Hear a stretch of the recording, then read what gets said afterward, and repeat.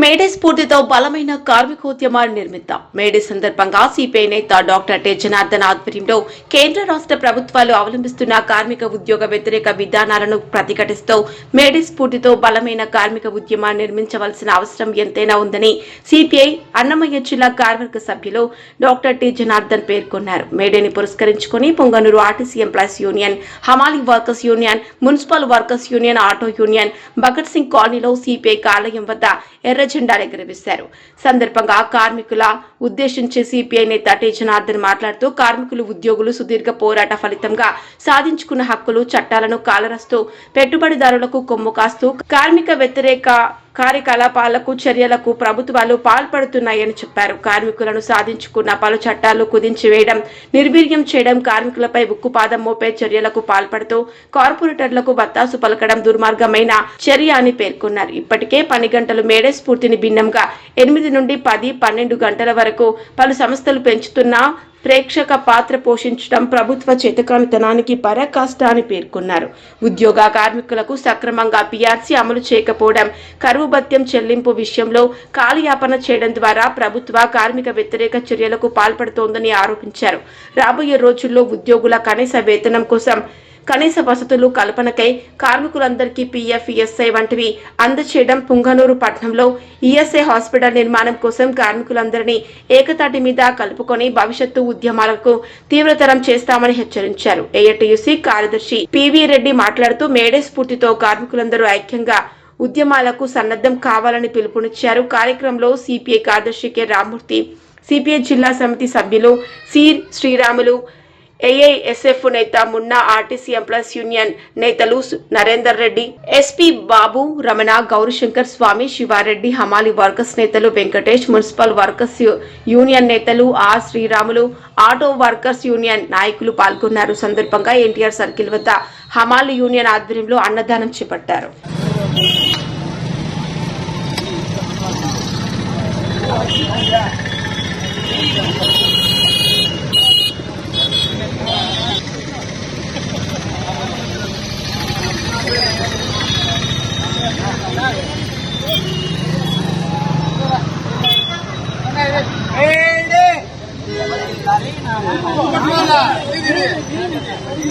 ఒకరన్నా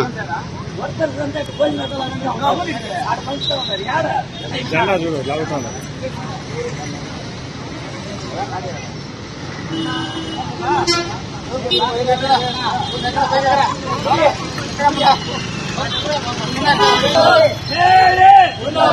కార్మికుల ఐక్యత, కార్మికుల ఐక్యత, కార్మికుల ఐక్యత, కార్మికుల ఐక్యత,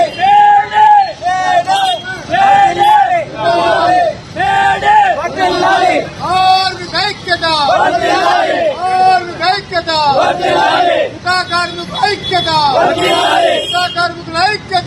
కార్మికుల ఐక్యత,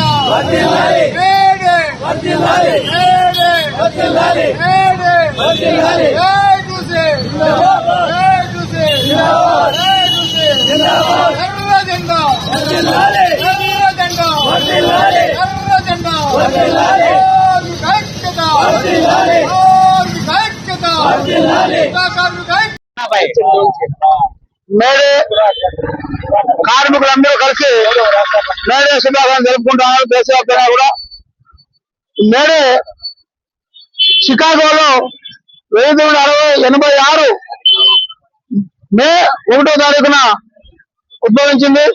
దాదాపు వందల మంది కాల్పులతో చనిపోతే కార్మికుల రక్తమే ఈరోజు ఎర్ర జెండాగా మనల్ని కాపాడుతా ఉంది. ఈరోజు దేశవ్యాప్తంగా కూడా మేడే జరుపుకుంటున్నారు. ఏమంటే రాష్ట్ర కేంద్ర ప్రభుత్వాలు రెండూ కలిసి కార్మికులు సాధించుకున్న దాదాపు 44 చట్టాలని 4 కోట్లుగా మార్చి కార్మికులు గొంతుకు వస్తా ఉన్నారు. కానీ మన ఎర్ర జెండా నాయకులు కూడా పోరాడుతా ఉన్నారు.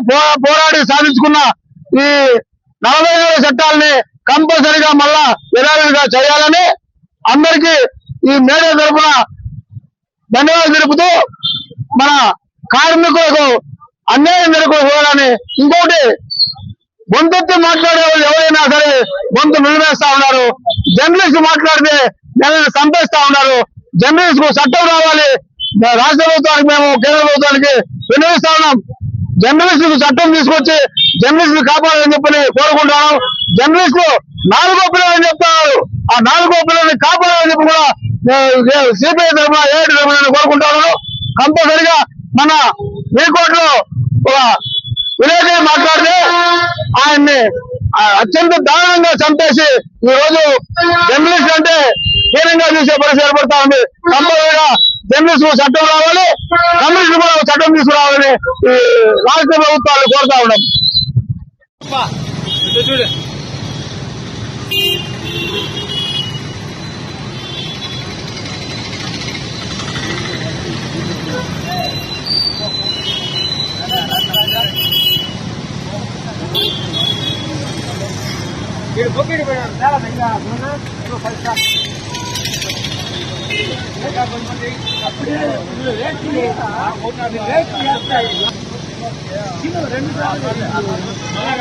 నువ్వు కావాలంటే చిటియా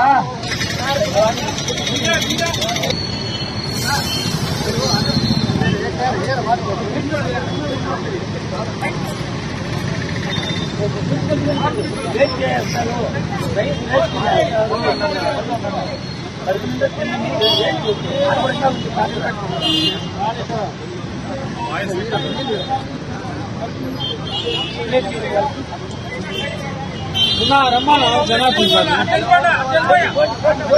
వాళ్ళు వడ్డిచ్చేస్తారు.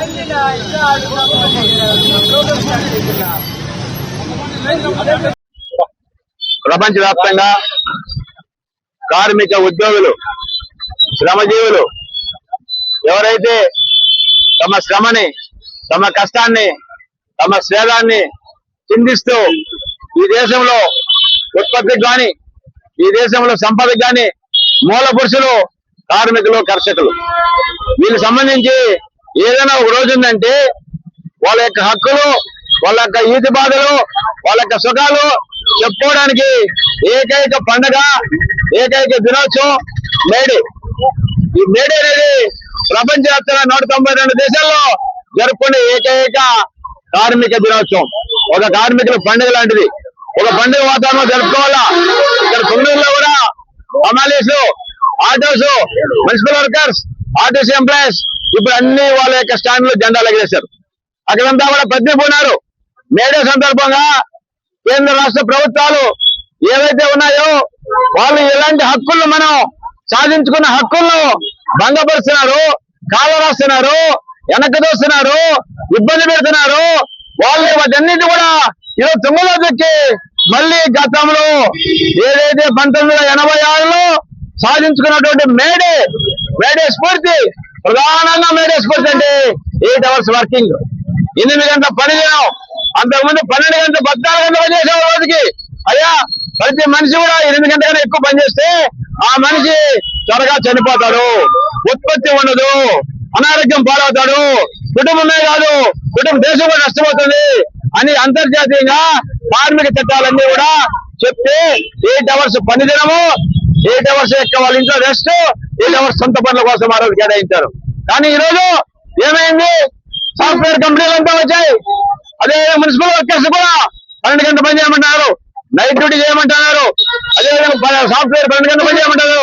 ఏమవుతుందండి? దానివల్ల ఉత్పత్తి తగ్గిపోయేది కాదు, కార్మికుల అరాచకత్వం తగ్గిపోయి వాళ్ళు ఇబ్బంది పడి తిరుగుబాటు వస్తుంది. ఈరోజు తిరుగుబాటు ప్రపంచవ్యాప్తంగా వస్తాయి. కార్మికుల రోడ్లకు వచ్చేటువంటి పరిస్థితి ఏర్పడతా ఉంది ప్రపంచవ్యాప్తంగా. ఇలాంటి పరిస్థితిలో రాకుండా ఉండాలంటే ఆ మేడే స్ఫూర్తిని కాపాడాలా. ఆ మేడే స్ఫూర్తి ఏమైతే సాధించుకున్నామో ఈరోజు 37 చట్టాలు రద్దు చేస్తున్నారు. కేంద్ర ప్రభుత్వం, మోడీ ప్రభుత్వం కార్మిక వ్యతిరేక ప్రభుత్వంగా కేవలం అంబానీ, అదానీకి ఇద్దరికే దేశంలో పనిచేస్తుంది. ఆయన 42 కోట్ల మందికి ఆయన ప్రధానమంత్రి కాదు. ఆయన కేవలం 100 మంది 200 మంది బిలియనీర్స్ అంటే కోటీశ్వర్లు, శతకోటీశ్వర్లకి ఆయన ప్రభుత్వం. దానిలో ముఖ్యంగా గుజరాత్ లో కూడా అంబానీ, అదానీ వాళ్ళిద్దరు ఏం చెప్తాది అంటే ఈ మోడీ నేను అందరికీ స్వచ్ఛ భారత్ అంటాడు, అత్యధిక అంటాడు, అది వికసిత్ భారత్ అంటాడు.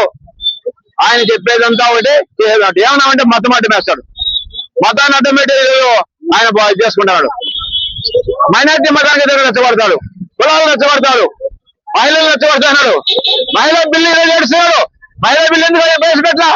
ఉన్న 443 ఉన్నారు ఎమ్మెల్యే, ఇప్పుడు ఎంపీలు 443 ఉన్నట్టు డబ్బులు ఇచ్చి అట్లేదంట. కొత్తగా ఇచ్చి సౌత్ ఇండియాకి నష్టం చేస్తే ఆయన ఈ రోజు దాన్ని కూడా ఇబ్బంది పెడతారు. దానికి ఈ రోజు పార్లమెంట్ లో సంఘభంగం అయింది. ఈ రోజు రాబోయే ఎన్నికల్లో కూడా మొత్తం సంఘభంగం అవుతుంది. కాబట్టి మోడీ గాని ఈ రాష్ట్ర ప్రభుత్వం గాని చేసేటువంటి ఇక్కడ హమ్మలే వస్తున్నారు. దాదాపు 40 ఏళ్ళుగా ఉన్నారు ఏఐటీసీలో. గుర్తింపు కార్డు లేరు, వీళ్ళకి పెన్షన్ లేదు, ఈపీ పిఎఫ్ లేదు, ఈఎస్ఐ ఉండవు, ఇంటి పట్టాలను జగనన్న కాలనీలో వీళ్ళకు ఉండవు. చంద్రబాబు నాయుడు 3 సెంట్లు అన్నాడు, 3 సెంట్లు రాదు. ఎవరికి ఇస్తారండి? వర్కర్సే ఇకపోతే ఎవరికి ఇస్తారు? జగన్ లేదు. వర్కర్స్ కి, మున్సిపల్ వర్కర్స్ కి, హమ్మలీ వర్కర్స్ కి వాళ్ళు పిఎఫ్ ఈఎస్ఐ ఉండదు. దారుణంగా ఈ రోజు కేంద్ర రాష్ట్ర ప్రభుత్వాల కార్మికులని హక్కులు కాల్చేస్తుంది. దీనికోసమే ఎర్రజెండా ఆధ్వర్యంలో పుంగనూరు పట్టణంలో గత 2-3 సంవత్సరాల లోపల ఎక్కడ కార్మికులు ఉన్నా కూడా ఎర్ర జెండా కింద వస్తారు, ఉద్యమిస్తారు, పోరాడతారు. వచ్చే మేడే నాటికి పుంగనూరు పట్టణంలో ఎక్కడ కూడా కార్మికులకు సమస్య లేకుండా మనంతా కూడా ఒకరికొకరు సమన్వయం చేసుకుంటూ ఉద్యమించి భవిష్యత్తులో ఈ మేడే స్ఫూర్తిని కాపాడుకోవాలా, కార్మిక హక్కులు కాళ్ళకుండా చూసుకోవాలా, కేంద్ర రాష్ట్ర కార్మికుల వ్యతిరేక విధానాలు మనం ఉద్యమించాలా.